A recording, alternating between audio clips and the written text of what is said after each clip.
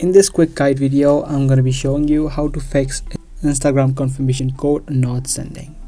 Now these codes are very important in order to reset your password, or if you're trying to log into your account and you have two-factor authentication turned on.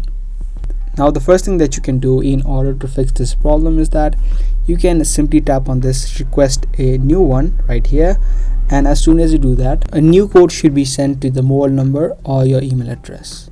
So try to check if that works. Now if that does not work, make sure that your SIM card is working properly. You can check that by simply trying to make a phone call to anyone else, or if you have on different number, you can try to call it. If that works completely fine and you still don't get the code, that could simply be because there is a problem that Instagram is facing right now. So most of the times that this problem is caused because Instagram system is having an issue. If that is the case, you can try out to get the code after a few hours, and that time you'll be able to get the code without having any issues. So those were the few steps that you can do in order to fix Instagram code not sending. I hope this video was helpful. If it was, make sure to subscribe, share, and give this video a thumbs up. That's going to be all for today, and I'll see you in the next one.